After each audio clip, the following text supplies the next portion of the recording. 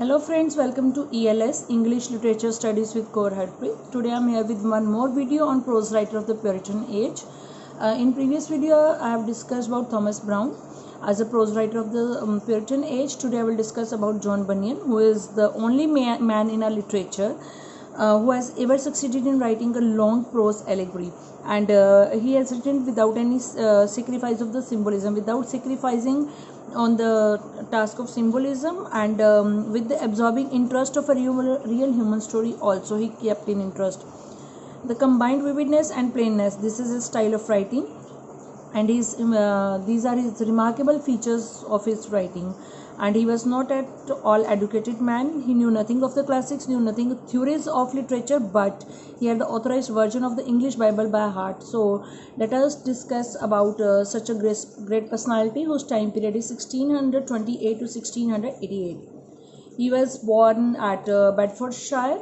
He is an English writer, Puritan preacher, born at Bedfordshire, author of the famous book The Pilgrim Process, and he's very famous for this work. And he got his inspiration for Vanity Fair in the Pilgrim's Progress from the popular tales of adventure that was sold at fairs at when he was young, right? And he was the son of a traveling tinker, and he was brought up in England's agricultural Midlands. He had no high education in higher schools, I mean high-fi schools. He had elementary education in a village school, and at the age of 16 he was drafted into the parliamentary army. He also served in civil wars. In 1653 he joined a local conformist sect in Bedford and soon began to preach there. In 1653, he began his literary career with the appearance of two pamphlets on Gospels, and he was arrested in 1660 as an unlicensed preacher. After 12 years, he was released in 1672. He obtained license and became a preacher in the church, but in 1675, after 3 years, his license was cancelled and he was again imprisoned for 6 months, right? And fourth part of Pilgrim's Progress belongs to his second imprisonment. Next is his famous work, The Pilgrim's Progress. The Pilgrim's Progress. It is, we can say, it is unquestionably the most important work. This allegory has been translated into 75 languages and dialects, and it has been read more than any other book. It recapitulates in symbolic form the story of Bunyan's own conversion, and it was popular with all social classes. It was his great allegorical tale, and Bunyan's genius to deal with realistic observation prevents the allegory.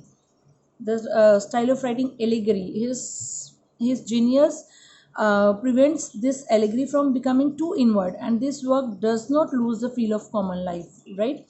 And he has discussed about true personal experience in this. We can say Bunyan was the first writer to appeal to the pleasant and natural inclination in a way that everybody could understand.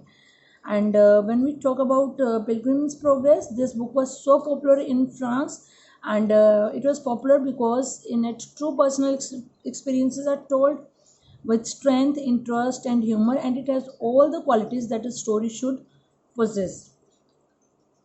In it, when we talk about prose style, his prose style is at its best. It is terse, simple, and it appeals at once to the unlettered or uneducated and to the cultured also, right? And the interest of the this Pilgrim Progress lies in the strength and firmness of the portraiture, whether of an individual or crowds. Both human and superhuman personages are live beings, not types or abstractions. Bunyan's characters speak and act like an individual human beings. These are the some features, that is why this is very famous. And when we talk about Pilgrim's Progress second part, which was published in 1684, it gives a more social and humorous picture of the Christian life than the first part of his work.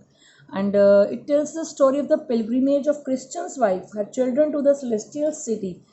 If we talk about the concluding passage in it is perhaps the finest single thing Bunyan have ever written, right? These are some his famous works: The Holy City, Grace Abounding, Justification by Jesus Christ, Defense of the Doctrine of Justification, The Pilgrim's Progress, The Holy War, The Life and Death of Mr. Badman. When we talk about his work, The Life and Death of Mr. Badman, it is more like a realistic novel than an allegory. And this book tells us about the problems of Puritans regarding money and regarding their marriages when they were settling down after the age of prosecution, and they were trying hard on their part to find their social role as an urban middle class, right? And it is secondary in value and literary significance to the great allegory. It is a realistic novel, picture of issues, picture of life as the picture of shadier side of country life in Stuart times. It has considerable historical interest, especially to the student of English fiction, right? And Bunyan exhibited the pangs and constructions, then the fears and ecstasies of mind and soul, as he himself had experienced all these things. Next is The Holy War. It is his second allegory, and his work lacks the spontaneous inward note which we found in his work The Pilgrim's Progress. It is also an allegory, but the characters are far less alive, and there is little of that variety and salt of humanity that gives The Pilgrim's Progress its compelling appeal. And if we talk about this work in brief, this work represents a conversion of the soul as well as the story of mankind from the fall through the redemption and the last judgment, right? Then when we talk about his style of writing is precise, his language is biblical, his prose is simple, clear and lucid, and he was endowed by nature with a genius for his style. And he died in 1688 in London after one of his preaching visits, and he was buried in Bunhill Fields, the non-conformist traditional burying ground. He was belated Puritan in the Restoration period. So, friends, this is about prose writer of the Puritan age, that is John Bunyan. I hope you will like the content, and if you like it, please hit the like button, share and subscribe my channel. And if you are new to my channel, please hit the bell button so that you can get notifications for my upcoming videos. And thanks a lot for watching.